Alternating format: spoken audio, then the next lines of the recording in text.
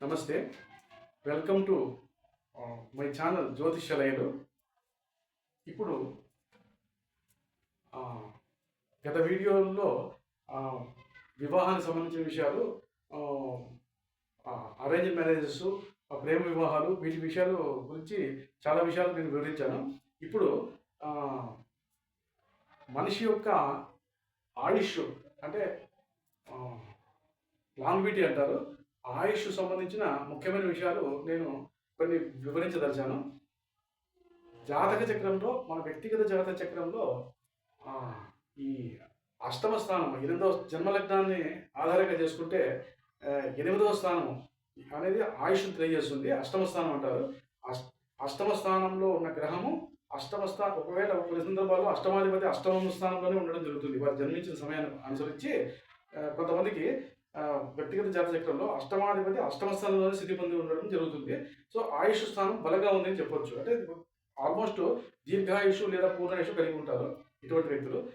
చాలా సందర్భాల్లో చాలా మందికి అష్టమాధిపతి ఏదో ఇతర రాశుల్లో స్థితి పొంది ఉండడం జరుగుతుంది. వారి యొక్క జన్మ సమయాన్ని అనుసరించి, వారి జన్మలగ్నాన్ని అనుసరించి అష్టమ స్థానాధిపతి ఆయుష్ స్థానం అంటారు. ఆ అష్టమాధిపతి వివిధ రాశుల్లో వారి జన్మించిన సమయాన్ని బట్టి ఏదైనా ఒక రాశిలో స్థితి పొంది ఉంటాడు. సో ఆ రాశి, ఆ అష్టమాధిపతికి మిత్రక్షేత్రం అవుతుందా, లేకుంటే ఉచ్చస్థితిలో, అంటే ఉచ్చస్థితి అంటారు. అంటే కొన్ని రాశులు ఒక్కొక్క గ్రహానికి ఒక్కొక్క రాశి ఉచ్చస్థితి అంటారు. అంటే చాలా బలమైన రాశిగా పేర్కొనబడింది ఈ జ్యోతిష్ శాస్త్రంలో. మహర్షులు తెలియజేశారు మనకి ఇది. ఈ విధంగా కొన్ని గ్రహాలకు ఒక్కొక్క గ్రహానికి ఒక్కొక్క రాశి ఉచ్చస్థితి, అలాగే దాని ఎదురుగా ఉన్న రాశి నీచస్థితి అని జ్యోతిషాస్త్రంలో చెప్పబడి ఉంది. ఆ విధంగా ఏదైనా అష్టమాధిపతి స్వక్షేత్రంలో సొంత రాశిలో ఉన్నా కూడా, లేదా ఏదైనా ఉచ్చస్థితిలో ఉన్నా కూడా బలమైన ఆయుష్ కలిగి ఉంటారు, దీర్ఘాయుష్ కానీ పూర్ణాయుష్ కానీ కలిగి ఉంటారు అని మనకు తెలుస్తుంది. ఇది అదేవిధంగా ఆయుష్ స్థానాధిపతి ఈ విధంగా లెక్కిస్తాము. ఆయుష్ స్థానంలో ఒకవేళ ఆయుష్ స్థానాధిపతి ఏదో రాశిలో స్థితి పొంది ఉంటాడు, ఆయుష్ స్థానంలో ఏదో వేరే ఇతర గ్రహాలు కూడా స్థితి పొంది ఉండొచ్చు. సో ఆ ఆయుష్ స్థానాన్ని ఆక్యుపై చేసిన గ్రహము, అక్కడ స్థితి పొంది ఉన్న గ్రహము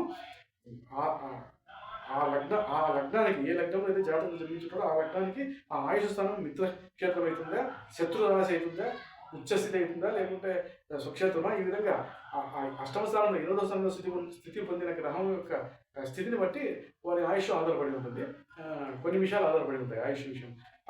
ఒకవేళ ఆయుష్ స్థానం చాలా బలమైన రాశిలో ఉంటే, ఏదైనా మిత్రగ్రహాలు ఆయుష్ స్థానంలో స్థితి పొంది ఉన్న దీర్ఘాయుష్ కలిగి ఉంటారు, లేదా పూర్ణాయుష్ అయినా కలిగి ఉంటారు. కొన్ని సందర్భాల్లో అష్టమ స్థానంలో ఏదైనా పాపగ్రహాలు 1 కానీ 2 కానీ, 1-2 మించి పాపగ్రహాలు ఏదైనా అష్టమ స్థానంలో స్థితి పొందినప్పుడు, అవి 2 శత్రుగ్రహాలు అయినప్పుడు, ఒకవేళ ఆయుష్ స్థానాధిపతి కూడా మిత్రక్షేత్రంలో ఆ విధంగా ఉన్నా కూడా మధ్యాయుష్ కానీ దీర్ఘాయుష్ కానీ కలిగి ఉంటారు. ఈ విధంగా తెలుస్తుంది నాకు. దీంతోపాటు ఆయుష్ కారకుడు శనిశ్చరుడు. సో కారకుడు ఈజ్ కామన్ ఫర్ ఆల్. అంటే ఏ లగ్నంలో పుట్టిన జాతకులకైనా కామన్గా కారకుడు అనే గ్రహము, అంటే కారకుడు అంటే గత వీడియోలో నేను వివరించాను. ఆయుష్ కారకుడు శనిశ్వరుడు, ఆరోగ్య కారకుడు సూర్యుడు, ఈ విధంగా ధనకారకుడు పుత్రకారకుడు బృహస్పతి. ఈ విధంగా ఒక్కొక్క గ్రహానికి కొన్ని కారకత్వాలు మనకు వివరించారు. ఆ విధంగా ఆయుష్ కారకుడు శనిశ్వరుడు అవుతున్నాడు ఎవరికైనా కానీ, ఏ లగ్నంలో జన్మించినా కూడా. సో ఈ విధంగా ఆయుష్ కారకుడైన శని కూడా శుభగ్రహాలతో కలిసి ఉండి కానీ, ఆ జన్మలగ్నం నుంచి బేస్ చేసుకుంటే ఏదైనా శుభగ్రహంతో కలిసి ఉండి కానీ, శనికి ఎవరైతే మిత్రులు అవుతారో, అంటే బుధ శుక్ర గ్రహాలు శనికి మిత్రులు అవుతారో, బృహస్పతి సమగ్రహం అంటారు. అలా ఒక విధంగా మిత్రగ్రహం కాదు, శత్రుగ్రహం కాదు, సమగ్రహం అంటారు. బృహస్పతితో శని కలిసి ఉంటే, ఆయుష్ కారకుడు కలిసి ఉంటే, సో బృహస్పతితో కలిసి ఉన్నా కూడా దీర్ఘాయుష్ కలిగి ఉంటారని చెప్పొచ్చు. ఆ విధంగా కలిసిన గ్రహాన్ని బట్టి, శనీశ్వరుడు యొక్క స్థితిని బట్టి కూడా ఈ ఆయుష్ సంబంధించిన విషయాలు ఆధారపడి ఉంటాయి. మొత్తం మీద అష్టమ స్థానము, అష్టమాధిపతి, అష్టమ స్థానంలో ఉన్న గ్రహము, ఆయుష్ కారకుడు, ఈ 3 కీలక పాత్ర వహిస్తాయి. ఒక వ్యక్తి యొక్క ఆయుష్ను నిర్ధారించే విషయంలో ఈ 3 గ్రహాలు, ఈ 3 విషయాలు కీలక పాత్ర వహిస్తాయి. ఆయుష్ స్థానము, ఆయుష్ స్థానాధిపతి, అంటే ఆయుష్ స్థానంలో స్థితి పొందిన గ్రహాలు ఏవైనా మిత్ర గ్రహాలు, ఆయుష్ స్థానాధిపతి 8వ స్థానాధిపతి ఎక్కడ స్థితి పొంది ఉన్నాడు, ఏదైనా శుభగ్రహాలతో కలిసి ఉన్నాడు లేదా పాపగ్రహాలతో కలిసి ఉన్నాడా, ఈ విషయాలు. దాంతోపాటు శనీశ్వరుడు జాతక చక్రంలో ఎక్కడ స్థితి పొంది ఉన్నాడు, ఈ 3 విషయాలు బేరీజు వేసుకొని, ఈ 3 ఏ 2 విషయాలైనా చాలా బలీయంగా ఉంటే ఆయుష్ కారకుడు లేదా ఆయుష్ స్థానాధిపతి కానీ, లేదా ఆయుష్కాల స్థితి పొందిన గ్రహం కానీ ఆయుష్కాలకు శని కానీ ఈ విధంగా 2 విషయాలు చాలా బలంగా ఉన్నాయంటే దీర్ఘాయుష్ కానీ పూర్ణాయుష్ దీర్ఘాయుష్ కలిగి ఉంటారు అని చెప్పొచ్చు.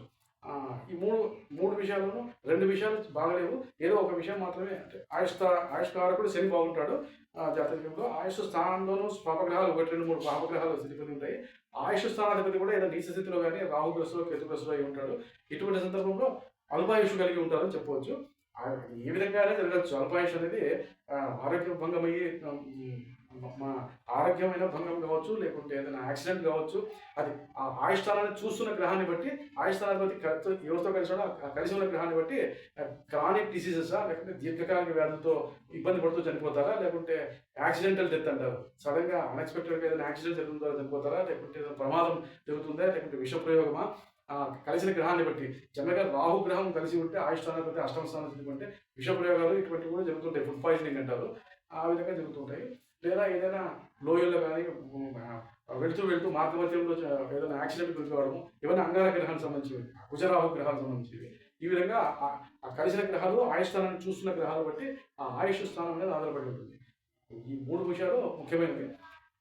వీటితో ఇప్పుడు నేను చెప్పాల్సిన ముఖ్యమైన విషయం ఏమంటే, వీటితో పాటు జాతక చక్రంలో మన హస్త సాముద్రికంలో జాతక చక్రంలో ఏ విధంగా ఈ ఆయుష్ స్థానానికి సంబంధించిన విషయాలు వివరించబడినాయో మహర్షుల ద్వారా, హస్త సాముద్రికం అనేది కూడా ఒక జ్యోతిష్ శాస్త్రంలో అంతర్భాగమే. దానికి కూడా చాలా ప్రాముఖ్యత ఉంది. చాలామంది ఈ హస్తరేఖలు ఇవన్నీ ట్రాష్ అని కొట్టుబడేస్తారు, కానీ దాని సిగ్నిఫికెన్స్ దానికి ఉంది. చాలా ముఖ్యమైన విషయం అది. జ్యోతిష్ శాస్త్రంలో అంతర్భాగమే. ఇది మనకు తెలియకపోవచ్చు, హస్త సాముద్రికం గురించి చాలా మందికి తెలియకపోవచ్చు, కానీ ఇది కూడా జ్యోతిష్ శాస్త్రంలో అంతర్భాగమే. ముఖ్యమైన విషయాలు ఏమంటే, ఇది మనం చాలామంది తల్లి గర్భంలో ఉన్నప్పుడు బిఫోర్ డెలివరీ తల్లి గర్భంలో 9 నవమాసాలు తల్లి గర్భంలో ఉండి మనము జన్మించడం జరుగుతుంది. ఉన్నప్పుడు మనం ఆ 9 నవమాసాల్లో చేతులు ఇలా ముడుచుకొని ఉంటాయి. ఆ విధంగా ముడతలు ఏర్పడి ఆ ముడతలు రేఖలుగా ఏర్పడినాయని కొంతమంది అభిప్రాయం. కానీ ఇది సహేతుకమైనది కాదు, అది కరెక్ట్ కాదు. యాక్చువల్గా మనకు భవిష్యత్తు ఏదైతే విధిరాతలో ఉందో దానికి సంబంధించిన విషయాలు అరచేతిలో కూడా మనకు కనపడతాయి, రేఖల రూపంలో కనపడతాయి. ఆ నవగ్రహాల యొక్క ఇండికేషన్సే ఈ రేఖలు అనమాట. ఇక్కడ ఈ ఉదాహరణకు ఒక వ్యక్తి యొక్క అరచేతి తీసుకుంటే ఈ చిటికెన వేలు అంటారు. ఇది బుధ స్థానము. దీనికి పక్క వేలు, మధ్య వేలుకు చిటికెన వేలుకు మధ్య ఉన్న స్థానము, మధ్య ఉన్న వేలు రవి స్థానం. ఇది మధ్య వేలు కింద ఉండేది శని స్థానము. చూపుడు వేలు కింద ఇది బృహస్పతి గురుస్థానము. అదేవిధంగా బొటన వేలు కింద ఉన్నది శుక్రస్థానం, శుక్రుడికి సంబంధించింది. అదేవిధంగా ఇది చంద్రస్థానము. ఈ కింది భాగం చంద్రస్థానం, చిటికిన వేలుకు బాగా కింద ఉన్న ఈ భాగం చంద్రస్థానము. అదేవిధంగా ఈ మధ్యలో ఉన్న స్థానం ఇక్కడి నుంచి ఇక్కడి వరకు మధ్యలో ఉన్న స్థానము కుజస్థానం అంటారు. సో ఈ విధంగా అరచేతిలో మనిషి యొక్క మానవుని అరచేతిలో నవగ్రహాలు కూడా స్థానాలు కల్పించబడ్డాయని హస్త సాముద్రికంలో తెలుపబడి ఉంది. ఈ విధంగా ఈ రేఖలు కూడా మన భవిష్యత్తును బట్టి మన జాతక చక్రంలో, మన వ్యక్తిగత జాతక చక్రంలో లగ్నాన్ని అనుసరించి ఏ విధంగా అయితే నవగ్రహాల స్థితి పొంది ఉన్నాయో అదే విధంగానే ఈ మనకు ఈ రేఖలు కూడా మనకు ఏర్పడి ఉంటాయి. సాధారణంగా రేఖల గురించి కొద్దిగా క్లుప్తంగా వివరిస్తాను. ఇప్పుడు అరచేతిని తీసుకుంటే ఇక్కడ కంకణ రేఖలు అంటారు, మణికట్టు ప్రాంతము. ఈ మణికట్టు ప్రాంతం దగ్గర కూడా కొన్ని రేఖలు ఉంటాయి, మనకు కంకణ రేఖలు అంటారు. వీటిపై నుంచి ముఖ్యంగా ఒక పొడవాటి రేఖ, నిట్ట నిలువుగా పొడవాటి రేఖ మధ్య వేలు వరకు వెళ్ళింటుంది ఈ రేఖ. దాన్ని భాగ్యరేఖ అంటారు, అది అదృష్ట రేఖ అంటారు, భాగ్యరేఖ అంటారు. కొంతమంది ధనరేఖ అని కూడా అంటారు. కానీ అది ధనరేఖ అనేది పూర్తిగా అది సహేతుకమైనది కాదు, కరెక్ట్ కాదు. ధనరేఖ it is not a finance line, it is a fortune line. అంటే అదృష్ట రేఖ అంటారు, అది భాగ్యరేఖ అని కూడా అంటారు. ఇది మణికట్టు స్థానం నుంచి మొదలయ్యి నిటారుగా స్ట్రైట్గా ఇది మధ్య వేల వరకు వెళ్తుంది. కొంతమందికి మధ్యలోనే ఆగిపోయి ఉండొచ్చు, వారి యొక్క భాగ్య స్థితిని బట్టి, వారి యొక్క అదృష్టాన్ని బట్టి ఆ రేఖ మనకు ఇది లెంగ్తీగా ఉందా, ఇది సగం వరకే ఉందా, ఇది కొంతవరకు వచ్చి ఆగిపోవడము ఈ విధంగా జరుగుతుంది.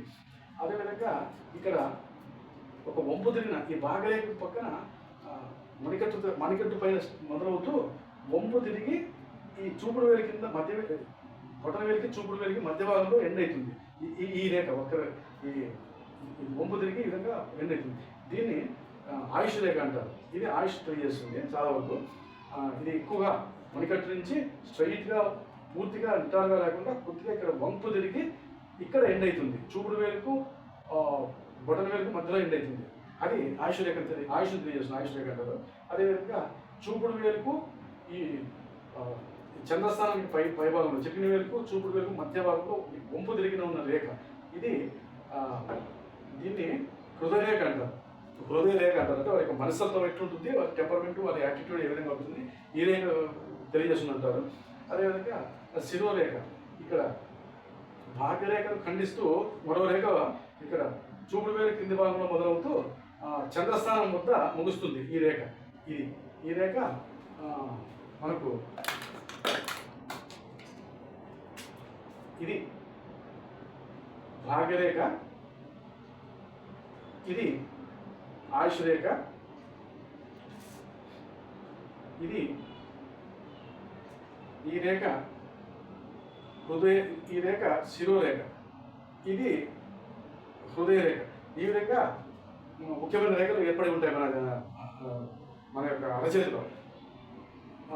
దానికి తోడు ఇక్కడ మరో ముఖ్యమైన విషయం ఏమంటే దీనికి ఏదైనా ఖండన రేఖలు ఎక్కువగా ఉంటే, అంటే మామూలుగా రేఖలు నిట్టు నిలువుగాను క్రాస్గానే ఉంటాయి, దానికి ఏదైనా అడ్డు రేఖలు ఏ విధంగా ఖండన రేఖలు ఏర్పడితే ఆ సందర్భంలో ఆయా వయసులో వారికి ఏదైనా ఇబ్బందులు కలుగుతాయని దాని అర్థము. ఖండన రేఖలు అంటారు. అడ్డు రేఖలు ఏమైనా ఉంటే, లేదా ఇక్కడ ఏదైనా చతురస్రాకారం కానీ దీర్ఘ చతురస్రాకారాలు కానీ ఈ విధంగా ఉంటాయి. కొన్ని ట్రయాంగిల్స్ కానీ దీర్ఘ చతురస్రాకారం కానీ చతురస్రం కానీ మధ్య మధ్య ఈ స్థానంలో భాగ్యరేఖకు ఇటువైపు అటువైపు కానీ ఏర్పడి ఉంటే అది అదృష్టాన్ని తెలియజేస్తుంది. స్వగృహం కానీ సొంత గృహంలో జీవించే అవకాశం ఉంటుంది. అది వారికి గృహ సౌఖ్యము, గృహభాగ్యము బాగుంటుంది అనమాట.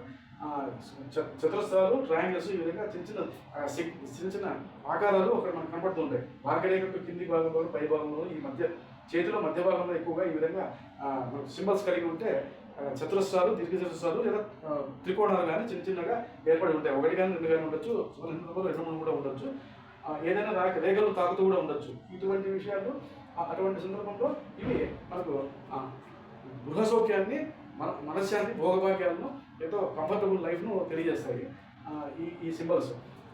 అదేవిధంగా ఏదైనా ఇంటూ మార్క్, అంటే ఈ విధంగా ఇంటూ మార్క్ ఏదైనా ఉంటే ఆ ఏరియాలో కొంతవరకు ఇబ్బందులు తెలియజేస్తుంది. ఇంటూ మార్క్ కానీ డాట్స్ కానీ ఏదైనా ఉంటే కొన్ని సమస్యలు కానీ ఆరోగ్య సమస్యలు కానీ ఏ రేఖకు సమీపంగా ఉంటే దానికి సంబంధించిన సమస్యలు కలిగి ఉంటారని అర్థం. ఆయుష్ రేఖకు సమీపంలో ఈ విధంగా ఆయుష్ రేఖ మీద ఇటువంటి డాట్స్, ఇంటూ గుర్తులు కానీ ఉంటే, ప్లస్ గుర్తులు కానీ ఆయుష్ స్థానానికి సంబంధించి సపోజ్ ఇక్కడి నుంచి కింది నుంచి తీసుకుంటే ఆయుష్ రేఖ ఇది.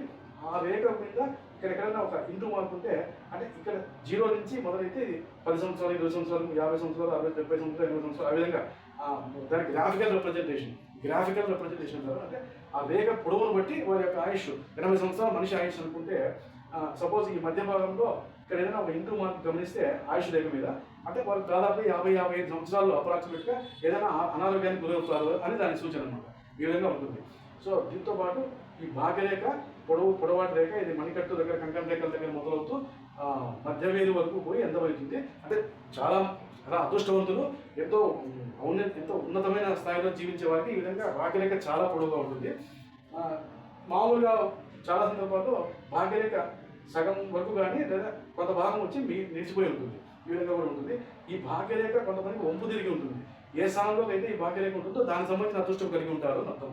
భాగ్యరేఖ చిటికిన వేలకు వైపు వెళ్ళి ఉంటే వాళ్ళు ఏదైనా అబ్రాడ్, అంటే ఇతర దేశాలకు పోయి సంపాదించడము, ఇతర దేశాలు ఏదైనా లావాదేవీలు చేయడము, ఇతర దేశాల్లో సెటిల్ కావడం ద్వారా సంపాదన కలిగి ఉండడం, ఉద్యోగ వ్యాపారాలు ఏదైనా కానీ కలిగి ఉండే విషయం తెలియజేస్తుంది.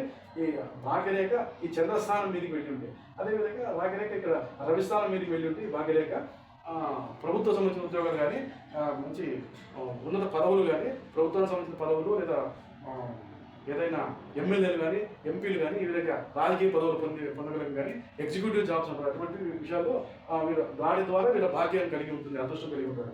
అదేవిధంగా శనిశ్వర స్థానం దగ్గర మధ్యవేది దగ్గర ఎండ్ అయితే ఈ భాగ్యరేఖ దానికి సంబంధించిన ఆదాయం కానీ, దానికి సంబంధించిన అదృష్టాన్ని కానీ కలిగి ఉంటారు. శనికి సంబంధించిన, అంటే శని అంటే సాధారణంగా ప్రజా జీవితాన్ని తెలియజేస్తుంది. సమూహాలను ప్రజా జీవితం అంటారు. అంటే దాన్ని ఏమంటారంటే పబ్లిక్ సర్వీసెస్ అంటారు. పబ్లిక్ సర్వీసెస్ సంబంధించిన విషయాలు తెలియజేస్తుంది అన్నమాట. అది రాజకీయ రంగం కావచ్చు, లేక ఏదైనా వ్యాపార రంగం కావచ్చు, పబ్లిక్తో ఇంటరాక్షన్స్ ఉండే విషయాలు ఎక్కువ మాసెస్ అంటారు. ఎక్కువ ప్రజలతో వారి యొక్క జీవితంలో ఎన్నో విషయాలు ముడిపడి ఉండే అవకాశం ఉంటుంది. ఇటువంటి అదృష్టాన్ని కలిగి ఉంటారు. ఈ భాగ్యరేఖ శనిస్థలు స్థానమైన శని స్థానంలో మధ్య వేలు కింద ఎండ్ అవుతూ ఉంటే, అదేవిధంగా ఒకవేళ భాగ్యరేఖ ఇక్కడ చూపుడు వేలు వరకు, ఈ చూపుడు వేలు ఇదే భాగ్యరేఖ చూపుడు వేలు వరకు పెడితే ఇక్కడ చూపుడు వేలు కింది భాగంలో ఎండ్ అయితే గురుస్థానం ఉందా, మరి ఏదైనా టీచర్స్ కానీ లెక్చరర్స్ ప్రొఫెసర్ టీచింగ్ ప్రొఫెషన్ కలిగి ఉంటారు.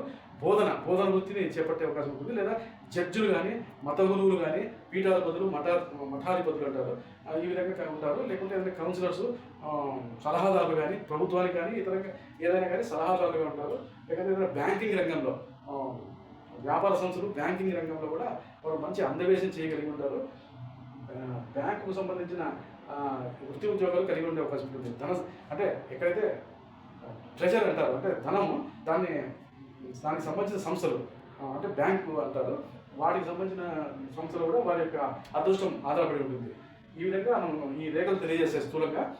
ఇందులో ముఖ్యమైన విషయం అంటే ఇప్పుడు నేను చెప్పదలసిన విషయం,